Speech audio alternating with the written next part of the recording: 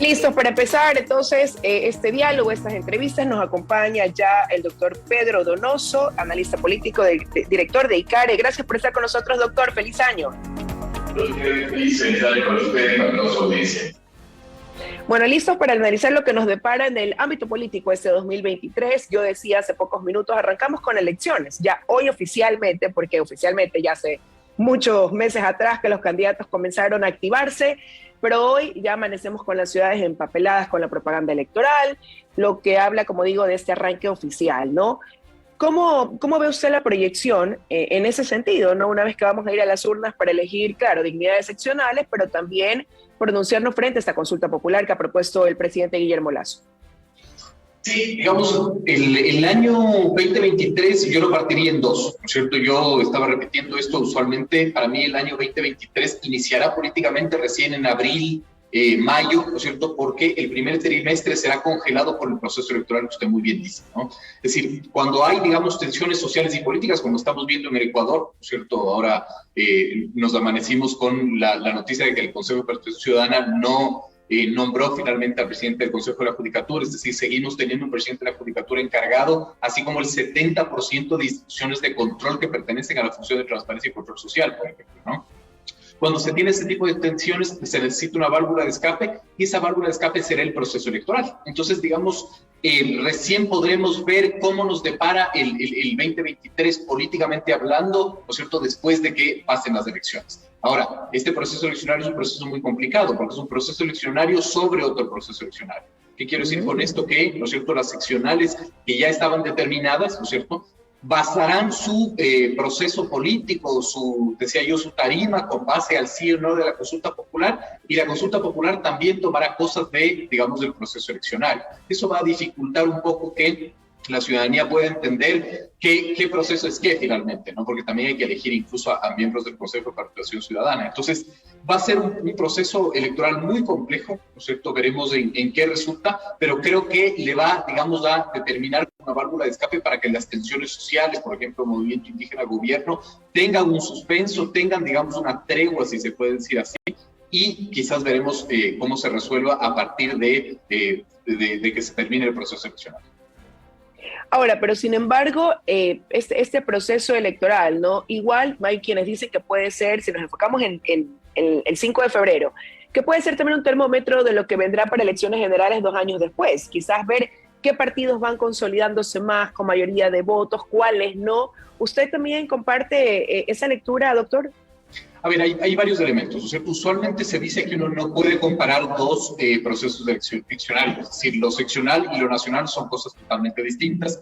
Sin embargo, ¿no es cierto?, quien asegura, por ejemplo, tener más presencia en territorio, estoy hablando de los partidos políticos, se le facilita, digamos, ¿no es cierto?, si lo podemos decir así, un proceso eleccionario a nivel nacional. Entonces sí, el proceso eleccionario seccional es fundamental siempre, ¿no es cierto?, mucho más ahora quizás, en donde, por ejemplo, vemos a un oficialismo, el movimiento, creo, mucho más debilitado, ¿no es cierto? Nunca le ha ido bien, digamos, de los procesos eleccionarios, pero si es que, de acuerdo a lo que dijo el presidente, quiere buscar la reelección, el proceso eleccionario de las seccionales es fundamental. Habrá que ver cómo se mueven, digamos, las fichas, por ejemplo, si hay cambios en Guayaquil o en Guayas. En Quito sigue siendo toda una incógnita. Escuchaba recién las encuestas de Market del señor Blasco Peñarrera, que decía que en Quito el 75% aún está indeciso, es decir, unos niveles de indecisión altísimo. Entonces concuerdo totalmente, ¿no? Es decir, lo que suceda ahora en las seccionales sí va a marcar finalmente el futuro, podría marcar el futuro de las elecciones nacionales. Ahora, si analizamos lo que ha pasado con Guillermo Lasso, básicamente con el presidente, finales del 2022, a lo que viene ahora, ¿siente que él cambió algo que venía considerándose era un talón de Aquiles para él? Me refiero a su comunicación. Hay quienes dicen que ahora pues el país está al tanto de cada paso que va dando cuando antes no era así.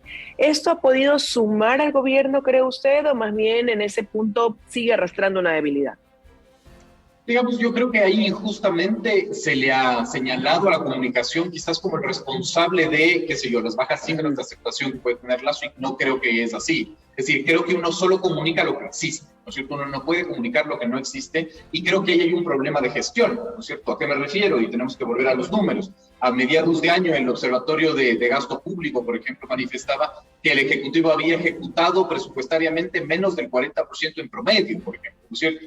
vemos, por ejemplo, estas son publicaciones del portal digital Primicias, que dice que, por ejemplo, el Ministerio de Energía termina el año ejecutando menos del 30% de su presupuesto ejecutado, por ejemplo, ¿no es cierto? El plan para infraestructura y dotar de medicamentos, digamos, a los hospitales tenía un presupuesto de 39 millones, a octubre solo había ejecutado 1.5 millones, es decir, señalar a la comunicación, ¿no es cierto?, de una mala gestión, yo creo que es un error. Ahora, hay un cambio, sí, pero hay que diferenciar lo que es la comunicación de la información. Creo que hay mucha más de información, pero no hay comunicación, porque la comunicación a la larga es la creación, ¿no es cierto?, de imaginarios, y sobre todo el objetivo es la desmitificación. Ese es el objetivo de la comunicación. Y creo que, digamos, se siguen creando mitos sobre el gobierno que el gobierno no puede desmitificar. Entonces tienes un vocero que en mi criterio es un vocero indisciplinado como el presidente de la República, ¿no es cierto?, que hace que los titulares se vayan a su reelección en vez de hablar de los grandes logros que obtuvo el Ecuador en su visita a Washington, por ejemplo, ¿no?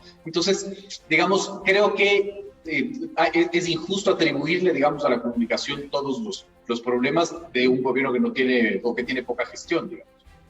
Sí, en eso concordamos, ¿no? Pero va a ser súper importante quizás este tiempo de estos 28 días también de campaña, porque comienza al menos con una desventaja en organizaciones inscritas para hacer campañas por el sí versus quienes se inscribieron por el no, ¿no? Y como quizás lo que usted mencionaba, lo que empieza pasando en el Consejo de Participación Ciudadana este año, el hecho de que no hayan podido nombrar, escoger de la terna a quien presida el Consejo de Participación, como eso de aquí sí puede sumar en apoyo para ese sí, en la parte de cambios institucionales que quiere dar de institucionalidad, más bien Guillermo Lasso, ¿cree usted, doctor?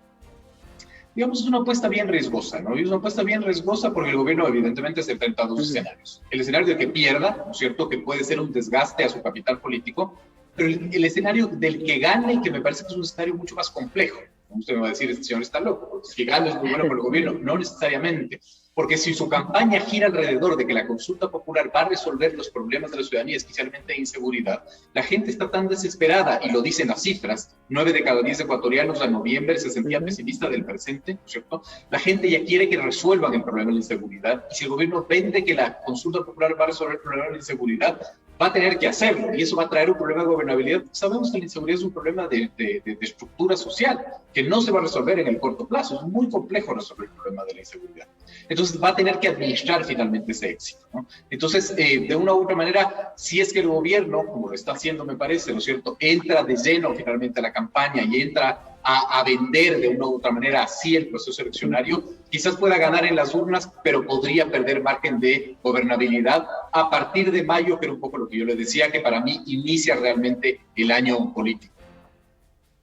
Ahora, pero usted decía, ¿no?, el principal reto quizás visto por los ecuatorianos va a ser enfrentar la inseguridad. El 2022, el año más violento de la historia del Ecuador, con el mayor número de muertes violentas. Arrancamos con un nivel de sicariato increíble, al menos en Guayaquil. Muchísimos casos durante este feriado de fin de año, ¿no? Pero al mismo tiempo la noticia de la captura de Germán Cáceres, que habla de una acción de la policía que el país estaba esperando. Todos esos contrastes, ¿cómo quizás van a jugar, sí, en contra o a favor también en la gestión de gobierno? Y lo digo porque también hemos visto un presidente que cerraba el año reuniéndose con su homólogo de Estados Unidos, donde se ve de lado y lado esta intención de esta colaboración para hacer frente al crimen transnacional. Va a la posición de Lula, donde también habla de lo mismo. Entonces quizás el ecuatoriano dice, bueno, hay una gestión, se está intentando, ¿no? Estamos haciéndolo dentro y fuera. ¿Podría ser esa la lectura correcta? Es súper importante lo que usted dice, Liz, digamos, porque estamos en un momento en donde el tejido social está tan roto, ¿no es cierto?, en donde cerramos el año con más de 4.000 muertes violentas. Lo que usted dice es inédito. Perfiles de opinión en esta encuesta que yo le señalo, ¿no es cierto?, decía que el 60% de la gente reconoce la inseguridad como un problema.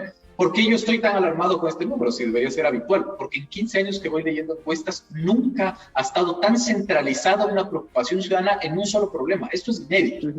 Entonces, es obvio, digamos, porque las muertes existen, pero la percepción ciudadana también se da cuenta. Muchas veces no ha sido así. Muchas veces, digamos, eran años violentos. El 2011, por ejemplo, fue un año muy, muy violento. Obviamente no llegábamos a estas cifras, pero la percepción ciudadana era distinta. Ahora la percepción y la realidad se han unido finalmente, y eso es, ¿no es cierto?, complejo. Ahora, el problema de esto es que las necesidades de la ciudadanía son tan grandes que ya la ciudadanía no quiere que le cuente qué va a hacer. La ciudadanía quiere que ya lo resuelvan. Y eso es muy complejo, porque la inseguridad no se va a resolver. Es decir, ya estamos en un estadio en donde si mejoras la comunicación y cuentas que tienes recursos para combatir el narcotráfico, recursos para combatir la inseguridad, que tienes apoyo de Estados Unidos, la gente ya no le interesa, la gente ya no quiere que haya sicariato, ya no quiere que le roben, digamos, el celular en el bus, que son cosas distintas, ¿no es cierto? Una cosa es el sicariato por el micro, el tráfico, el narcotráfico, y otra cosa es la delincuencia común. Entonces ya la gente está tan necesitada que lo que quiere es soluciones finalmente. Y eso va a ser muy complejo, digamos, para gobernar por parte del gobierno, manejar la expectativa de la gente. Ahora, pero eso de ahí sumémosle también, como usted decía, quizás se generan muchas expectativas, pero hay cosas que pasan también por un tema de apoyo del Poder Legislativo. Y este 2023 el escenario no pinta distinto a lo que ha sido esa relación con el Ejecutivo desde el inicio de año, ¿no? La Asamblea, sin embargo, muy mal calificada, muy mal puntuada, con una deuda pendiente con los ecuatorianos. ¿Vendrán cambio de autoridades? Sí. ¿Cree que eso pudiera reflejarse en una variable o más bien esas mayorías, que aunque son móviles, son las que se han impuesto durante el 2022, va a ser la constante en este 2023, doctor? Hagamos un análisis de macro a lo micro rapidito, ¿no es cierto? Ese es el problema del Ecuador. Estamos en un proceso tan desinstitucionalizado que de las 5 funciones del Estado, 4 están en crisis y 4 en crisis de hiperfunciones. Eso es gravísimo finalmente porque sucede lo que sucedió. El Consejo de Cooperación Ciudadana no nombra al presidente del Consejo de la Judicatura, que además se benefició de una acción constitucional, digamos, de dudosa procedencia. Es decir, estamos también en un proceso de desinstitucionalización que tiene relación con la inseguridad. El problema es que cuando tienes un Estado fuerte, ¿no es cierto?, la inseguridad tiende a disminuir, pero cuando la ciudadanía no cree en el Estado, como esta misma encuesta de Perfil de Opinión que dice que solo 1 de cada 10 cree en el Estado, tienes, digamos, esas consecuencias. Creo que la relación ejecutivo-legislativo va a seguir siendo tensa, ¿no es cierto?, como ha sido el 2022. Creo que lo que usted señala, ¿no es cierto?, en mayo va a ser una prueba de fuego también para el Ejecutivo porque hay un cambio de autoridades en el Legislativo.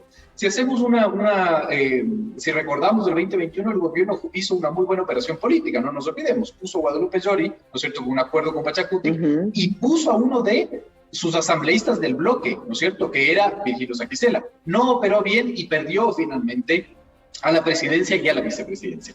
Creo que a la larga la muerte cruzada seguirá siendo una amenaza y un fantasma, habrá que ver hasta dónde puede darse eso, pero creo que la tensión va a seguir, digamos, viva, ¿no? ¿Qué le queda al gobierno? Le quedaría al gobierno lo que anunció el presidente, incluso gobernar con decretos finalmente, que tampoco lo ha hecho. 1 año y medio vamos sin reglamento a la ley de tránsito, por ejemplo. El reglamento a la ley de tránsito es competencia del Ejecutivo. Entonces, digamos, la desinstitucionalización tiene responsabilidades y esas responsabilidades son todas las autoridades de las 5 funciones del Estado.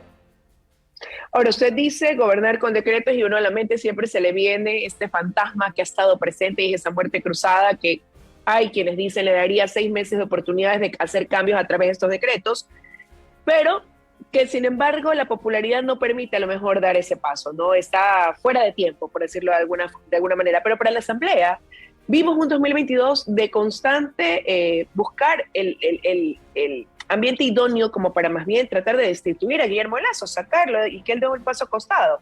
Si bien es cierto, agotaron quizás una de esas instancias, pero el presidente sigue teniendo esas bajo la manga. Totalmente. Yo concuerdo. Hay constitucionalistas que dicen que no, finalmente que la Asamblea puede volver a convocar muerte cruzada. Digamos, yo tengo otro criterio, que yo no soy constitucionalista, así que hay que preguntar a los que más saben.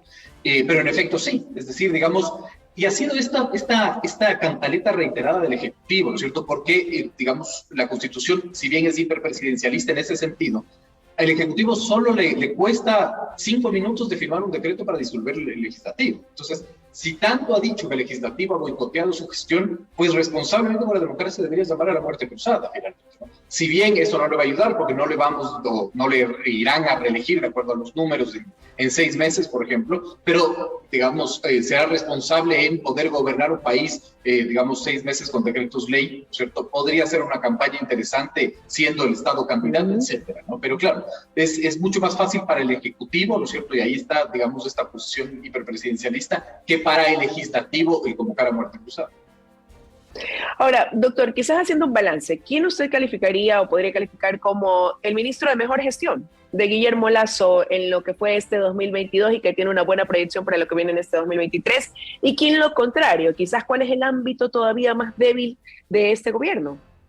Es como complicado, yo soy pésimo para eso, pero digamos, no voy a hablar de ministros, que no quiero personalizar, pero creo que las relaciones internacionales del gobierno de Lasso son, digamos, muy bien manejadas. Es decir, de la misma manera en que se abrazó con Joe Biden, se abrazó con Lula, y yo creo que eso es lo correcto, ¿no es cierto? Es decir, hay que meterle mucho pragmatismo finalmente a las relaciones internacionales. Creo que eso es, digamos, como muy bueno.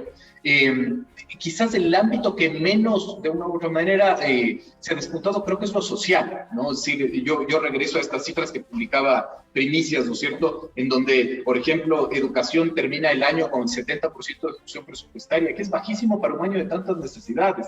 El Ministerio de Salud, finalmente, con esta ejecución, digamos, de este programa de infraestructura hospitalaria.